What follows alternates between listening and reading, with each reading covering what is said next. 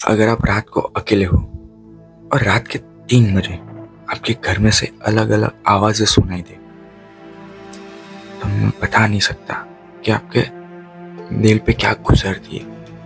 आपके दिल की धड़कनें कितनी तेज हो जाती है। और वो सिर्फ आवाजें नहीं थी, मुझे ऐसा लगता है कि उस रात मेरे घर के अंदर कोई था। और सबसे डरावनी बात पता है क्या है? मैं अपने घर में अकेला रहता था।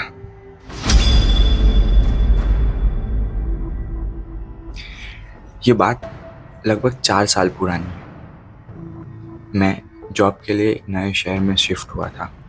उस वक्त बजट कम था, इसलिए एक पुराना सा 2 BHK फ्लैट रेंट पे लिया हुआ था मैंने। बिल्डिंग का नाम था शांति रेसिडेंसी। नाम सुन के तो ऐसा लगता था कि पीसफुल होगा, लेकिन पेंट बिल्डिंग पे से उतर चुका था। कॉरिडोर्स में लाइट्स ब्लिंक करती रहती थी और शाम होते ही बिल्डिंग में सिर्फ 2 या 4 फ्लैट में ही लाइट चलती थी, बाकी सब अंधेरा।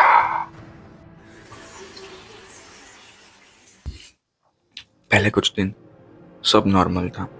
ऑफिस से आता, खाना बनाता, नेटफ्लिक्स देखता और सो जाता। लेकिन एक हफ्ते के बाद कुछ अजीब चीजें शुरू होना स्टार्ट हो गई। जैसे करीब रात के 3 बजे मुझे ऐसा लगता कि कॉरिडोर में कोई चल रहा है, एकदम स्लो फुटस्टेप्स में। ठक ठक ठक। पहले मुझे ऐसा लगा कि शायद से कोई नेबर होगा, लेकिन प्रॉब्लम ये थी कि मेरे फ्लोर पे सिर्फ मेरा ही फ्लैट ऑक्यूपाइड था, बाकी कोई वहां पे रहता ही नहीं था। एक रात मैंने क्यूरियोसिटी में दरवाजा खोला और कॉरिडोर में देखा, लेकिन कॉरिडोर बिल्कुल खाली था। बस कॉरिडोर के एक एंड पे एक लाइट जल रही थी, एक फ्लिकरिंग लाइट जल रही, और उस लाइट के नीचे मुझे ऐसा लगा कि शायद से किसी की शेडो वहां पे है, किसी की शेडो वहां पे गिर रही है। मैंने तुरंत घर का दरवाजा बंद किया और घर के अंदर आ गया। लेकिन मुझे ऐसा लग रहा था कि शायद से ये मेरा दिमाग का वहम है, या मेरा दिमाग मेरे साथ खेल रहा है। मैं इसके बारे में ज्यादा सोच रहा हूँ, इसीलिए ये सब चीजें मुझे दिखाई दे रही है।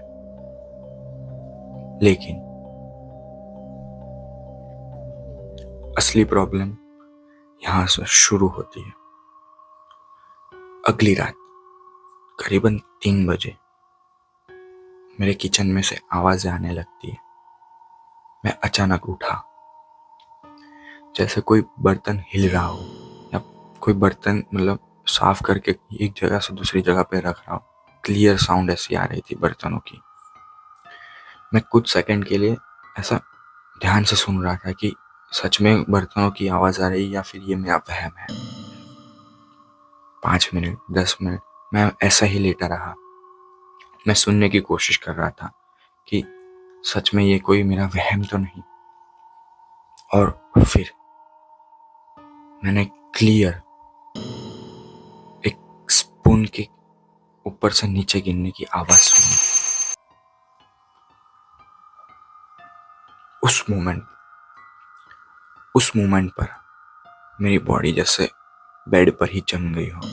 एक ठंडी सी हवा चली और मैं हिल ही नहीं पा रहा, क्योंकि मुझे पक्का याद है मैंने उस रात को किचन में काम करने के बाद किचन की लाइट्स ऑफ की थी। दरवाजा, जो घर का मेन दरवाजा होता है, वो लॉक किया था। पर मैं तो घर में अकेला था।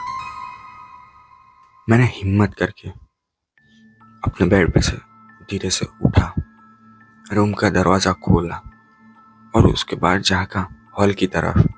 हॉल में कंप्लीट अंधेरा था, बस सिर्फ किचन की तरफ से हल्की सी लाइट आ रही थी। मैंने जैसे तैसे हिम्मत करके किचन की तरफ बढ़ने लगा। धीरे धीरे करके मैं किचन की तरफ जा रहा हूँ, और जैसे जैसे मैं किचन की तरफ बढ़ रहा हूँ फ्लोर में से वो हॉरर मूवीज में जब चलने पर कैसे क्रीपी आवाजें आती है, वैसी आवाजें सुनाई नहीं लगी। मैं चल रहा हूँ। जैसे ही मैं किचन की तरफ पहुंचा, सारी की सारी आवाजें सुनाई देना एकदम बंद। जैसे मानो कंप्लीट साइलेंस हो गया, कोई आवाज ही नहीं आ रही थी। मैं किचन के एंट्रेंस पर खड़ा था। किचन की लाइट ऑन थी, लेकिन किचन में कोई नहीं था। किचन एकदम खाली था। सिर्फ एक स्पून, स्टील की स्पून फर्श पे गिरी हुई थी, जिसकी आवाज मुझे सुनाई दी थी। और एक कांच का ग्लास वॉश बेसिन के बाजू में टूटकर बिखरा हुआ पड़ा था। मुझे लगा शायद से हवा की वजह से ये सारी चीजें हुई होगी। लेकिन मुझे एक चीज अभी भी समझ में नहीं आ रही कि जब मैं घर में अकेला हूं तो किचन की लाइट किसने ऑन की और किचन में कौन आया। उस रात के बाद मुझे थोड़ा अनईजी फील होने लगा। थोड़ा डिजी टाइप है, ऐसा कुछ में जैसे मेरी एनर्जी ड्रेन हो रही हो, मुझे ऐसा होने लगा। लेकिन मैंने इग्नोर कर दिया। लेकिन उस रात के बाद एग्जैक्ट 3 बजे के बाद कुछ अजीब अजीब चीजें होने लगी, रिपीट होने लगी। जैसे मेरा रूम का दरवाजा अपने आप से थोड़ा सा खुलता और फिर धीरे सा बंद हो जाता। मैंने ये सारी चीजें नोटिस करना स्टार्ट किया। पहले तो मुझे लगा कि शायद से हवा से हो रहा होगा। तो अगली रात को मैंने डिसाइड किया कि मैं सारे दरवाजे और खिड़कियां सब कुछ लॉक कर दूंगा ताकि हवा से वो हिले नहीं। और फिर मैं सोने चला गया। उस रात मैं स्पेसिफिकली घड़ी पे नजर लगाए हुआ था। क्लॉक में 2:59 हुए। सब कुछ शांत, कंप्लीट साइलेंस। 3 बजे टिक। फिर अचानक से एक आवाज सुनाई देती, दरवाजे के हैंडल की। जैसे कोई बाहर की तरफ से दरवाजा खोलने की ट्राई करे। 5 या 6 सेकंड आवाजें आती रही। मैं बेड पे सोया हूँ, सब कुछ सुन रहा हूँ। फिर एकदम से आवाज बंद हो जाती है। लेकिन मुझे ऐसा लग रहा था कि वो दरवाजे की उस तरफ जैसे कोई खड़ा है, कोई अंदर आने की कोशिश कर रहा है। मैं 10 मिनट तक तो हिला ही नहीं, पलंग पे, बेड पे ही सोया रहा। लेकिन फिर मैंने हिम्मत की और बेड पे से उठा।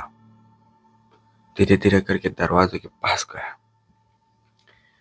सोचा कि दरवाजा खोलूं, लेकिन एक ही थॉट बार बार मन में आ रहा था कि शायद से दरवाजे के उस पार कोई खड़ा हुआ तो, शायद से बाहर कोई हुआ तो।